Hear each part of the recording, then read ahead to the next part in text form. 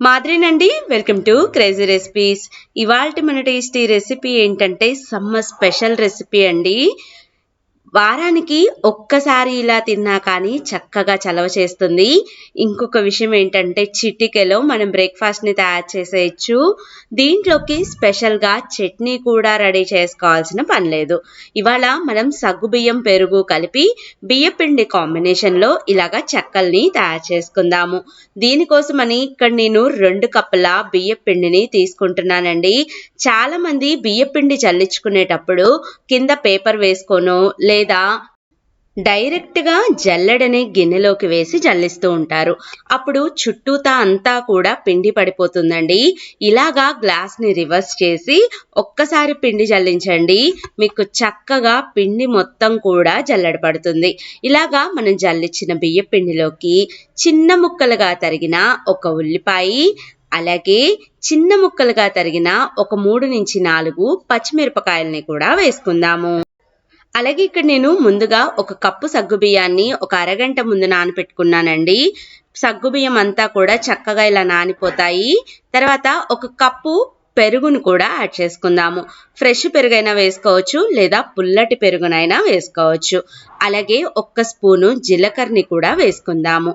ఇప్పుడు ఈ రెసిపీ మొత్తానికి సరిపడా ఉప్పుని కూడా యాడ్ చేసుకుందాము. ఇక్కడ దాదాపుగా 1 స్పూన్ దాకా ఉప్పు పడుతుందండి. అలాగే ఒక 2-3 రెమ్మల కరివేపాకును కూడా యాడ్ చేసుకుందాము. ముందుగా నీళ్ళని యాడ్ చేయకుండా ఈ పెరుగు సగ్గుబియ్యంలో ఉన్న తేమ ఉంటుంది కదండి, దాంతోనే కలుపుదాము. ఇలాగ చక్కగా నలుపుతూ కలుపుకోవాలి. అప్పుడే సూపర్ టేస్టీగా ఉంటాయి. ఇలాగా డీప్ ఫ్రై చేసుకోవటం ఇష్టం లేని వాళ్ళు చక్కగా దోశ పెనం ఉంటుంది కదండి, కొంచెం నూనె వేసి దోశ పెనానికి అంటించుకున్నా కానీ టేస్ట్ అనేది ఎక్సలెంట్గా ఉంటుంది. ఇప్పుడు దీంట్లోకి ముందుగా మనం అనుకున్నట్టుగా నార్మల్ వాటర్, అంటే మనం రోజు రెగ్యులర్గా తాగే వాటర్ని కొంచెం కొంచెంగా వేసుకుంటూ చపాతీ పిండి ముద్దలాగా చక్కగా ఈ విధంగా కలుపుకోవాలి. ఇందులో నుంచి ఇలాగా చిన్న చిన్న పిండి ముద్దల్లాగా తీసుకొని ఈ పిండి ముద్దల్ని మనం అప్పచ్చుల్లాగా ఒత్తుకోవటమే. చాలా మంది ఆయిల్ పేపర్స్ ని అలా యూజ్ చేస్తూ ఉంటారు కదా, మనకి ప్లాట్ఫామ్ అంతా కూడా జిడ్డుగా అయిపోతుంది. ఇలాగా ఆడియోకోబిక్ ఫుడ్ పేపర్ ని వాడుకుంటే మనకి చాలా నీట్ గా ఉంటుందండి. అలాగే ఇది కెమికల్ ఫ్రీ, రీయూజబుల్ కూడా. మనం ఇలాగా మనకి రోల్స్ అనేవి అవైలబిలిటీలో ఉంటాయి. నాన్ స్టిక్కబుల్ అండి, అంటే మనం ఏమన్నా దీని మీద వంట చేస్తే అతుక్కోకుండా చాలా ఈజీగా వస్తుంది. వీడియోలో చూపిస్తున్నట్టుగా మనం చేతులకి కొంచెం నీళ్ల తడిని ఇలాగ అద్దుకొని చిన్న చిన్న అప్పచ్చుల్లాగా ఒత్తుకోవటమే. ఇదే విధంగా మనకి ఎన్నైతే కావాలో అన్నిటినీ ఒకదాని తర్వాత ఒకటి ఒత్తుకొని వేడి వేడిగా ఉన్న డీప్ ఫ్రై ఆయిల్లోకి ఒక్కొక్కటి నెమ్మదిగా డ్రాప్ చేసుకోవటమేనండి. ఎప్పుడైనా డీప్ ఫ్రైస్ తయారు చేసుకోవటానికి ఇలాగా మందంగా ఉన్న ఇనుప బాండిని వాడుకోండి. అప్పుడు చాలా అంటే చాలా టేస్టీగా, లోపల నుంచి కూడా చాలా బాగా కాలుతాయి. ఇలాగా ఒక్కొక్క అప్పచ్చిని నిదానంగా డ్రాప్ చేసుకుంటూ మొత్తాన్ని కూడా చక్కగా డీప్ ఫ్రై అయ్యేలాగా చూసుకోండి. అన్ని వైపులకి తిప్పుకుంటూ ఒకదానికి ఒకటి అతుక్కోకుండా అన్నీ కూడా చక్కగా ఫ్రై అయ్యేలాగా చూసుకోండి. ఒక్కసారి ఈ సమ్మర్లో మీరు కనుక తయారు చేసి పెడితే చిన్న పిల్లల దగ్గర నుంచి పెద్దవాళ్ళ దాకా కూడా అందరూ ఎంతో ఇష్టంగా తింటారండి. ఒక్కసారి ట్రై చేసి చూడండి, మీరు మళ్ళీ మళ్ళీ తయారు చేసుకొని తినాలి అనుకుంటారు. అంత బాగుంటాయి. మంచి గోల్డెన్ కలర్ వచ్చేసింది కదండి. ఇలాగ మంచి గోల్డెన్ కలర్ వచ్చిన తర్వాత ఎక్కువగా ఉన్న ఆయిల్ మొత్తాన్ని కూడా తీసేసి వేరొక సర్వింగ్ ప్లేట్లోకి సర్వ్ చేసేసుకోవటమే. స్పెషల్గా దీంట్లోకి పచ్చళ్ళు అనేవి మనకి ఏమీ అవసరం లేదండి. అప్పటికప్పుడు చక్కగా తినేసేయచ్చు. బయట కొనుక్కునే ఫుడ్ కన్నా ఇంట్లో పిల్లలకి రోజుకో రకం, సమ్మర్ కదండి, రకరకాలుగా ఇలా తయారు చేసి పెడితే వాళ్ళు చాలా ఇష్టంగా తింటారు.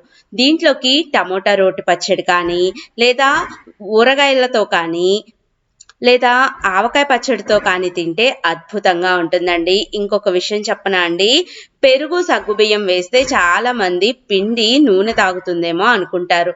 అస్సలకి తాగదు. టేస్ట్ కూడా సూపర్ అంటే సూపర్ ఉంటుంది. నా మాట విని ఒక్కసారి ట్రై చేయండి. వీడియో నచ్చిందా? అయితే ఒక లైక్ చేయటం, మీ ఫ్రెండ్స్కి షేర్ చేయటం, మరిన్ని లేటెస్ట్ వీడియోస్ కోసం మన క్రేజీ రెసిపీస్ని సబ్స్క్రైబ్ చేసుకోవటం అస్సలకి మర్చిపోవద్దు. Thank you for watching my videos. మీకేమన్నా కొత్త రెసిపీస్ కావాలన్నా కామెంట్ చేయండి. బాయ్. హాయ్ అండి, వెల్కమ్ టు క్రేజీ రెసిపీస్. మీ మాత్రిని. ఇవాళ మన టేస్టీ రెసిపీ ఏంటంటే పిండి పులియబెట్టాల్సిన పని లేదు, పప్పు నానబెట్టాల్సిన అవసరము లేదు, మిక్సీ జార్తో పనే లేదు.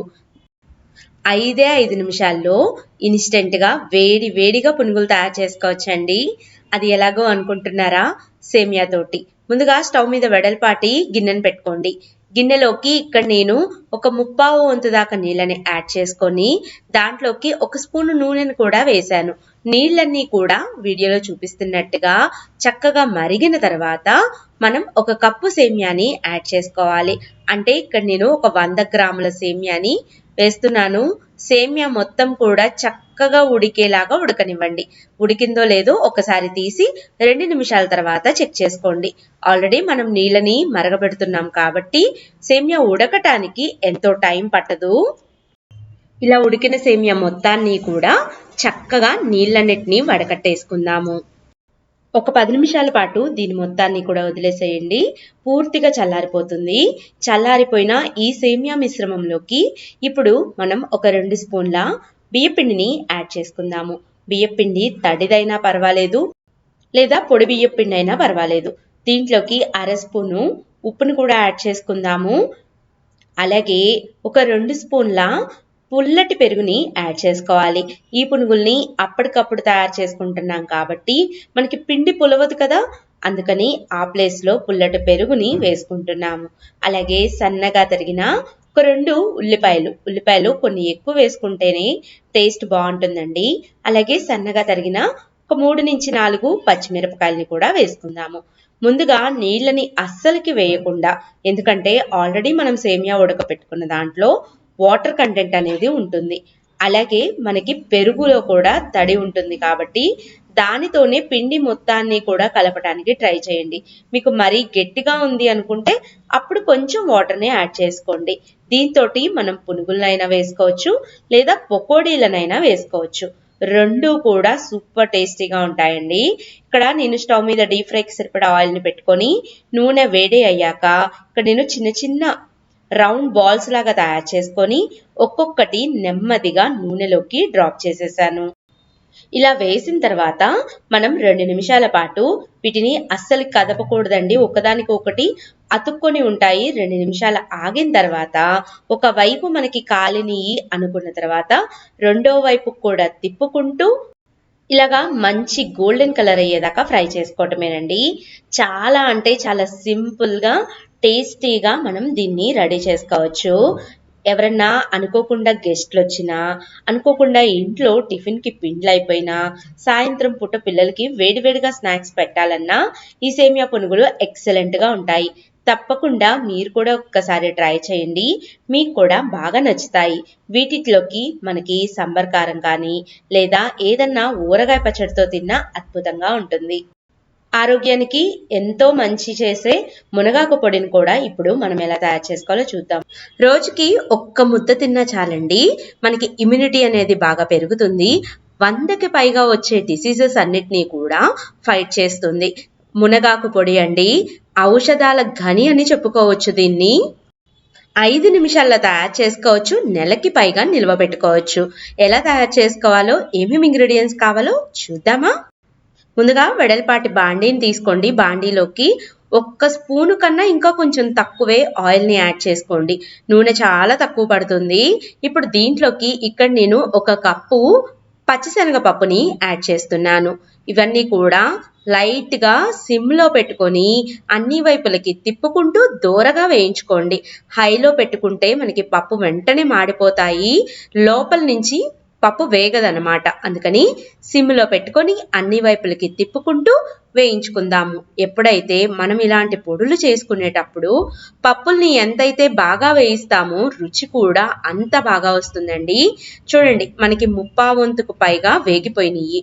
ఇప్పుడు దీంట్లోకి ఇక్కడ నేను 1 కప్పు ధనియాలని వేస్తున్నాను. ధనియాలు ఫ్రెష్గా ఉన్నాయి తీసుకోండి. పొడి రుచి అనేది చాలా బాగా వస్తుంది. ఇవి కూడా దీంట్లోకి కలిసేలాగా కలుపుకుంటూ బాగా వేగనిద్దాము. అలాగే 1 కప్పు మినప్పప్పుని కూడా యాడ్ చేసుకుందాము. మినప్పప్పు ఇలాగ బద్దలుగా ఉంటది కదండి, ఆ మినప్పప్పుని వేసుకోండి. మనకి వేగటం తొందరగా వేగిపోతాయి. అలాగే పొడి అవ్వటానికి కూడా బాగా ఉపయోగపడుతుంది. ఇలాగా అన్ని కలుపుకుంటూ బాగా వేగేలాగా వేయించుకుందాము. చూడండి, అన్నీ కూడా మనకి చక్కగా కరెక్ట్గా వేగిపోయినాయి. ఇప్పుడు చివరిగా మనం స్టవ్ ఆఫ్ చేసిన తర్వాత 1 స్పూనున్నర జీలకర్రని కూడా వేసుకుందాము. జీలకర్ర కూడా వేసి అన్ని వైపులకి కలిపేసేసి మనం వీటిని వెంటనే వేరొక ప్లేట్లోకి తీసి పక్కన పెట్టుకోవాలండి. ఈ వేడికి లేకపోతే మాడిపోయే ఛాన్సెస్ ఉంటాయి. చూడండి, మనకి అన్నీ కూడా పక్కన పెట్టుకున్నాం కదా, ఇవన్నీ కూడా చల్లారిపోతూ ఉంటాయి. ఈలోపు ఇదే బాండీలో మనం నూనె ఏమీ వేయక్కర్లేదు. దీంట్లోకి 2 కప్పుల మునగాకుని వేస్తున్నానండి. మునగాకు లేతగా ఉన్నది తీసుకోండి, ముదురు దానికన్నా. చక్కగా ఆకు మొత్తాన్ని కూడా ఒలిచేసి కడుక్కొని పూర్తిగా ఆరేలాగా ఆరబెట్టాలండి.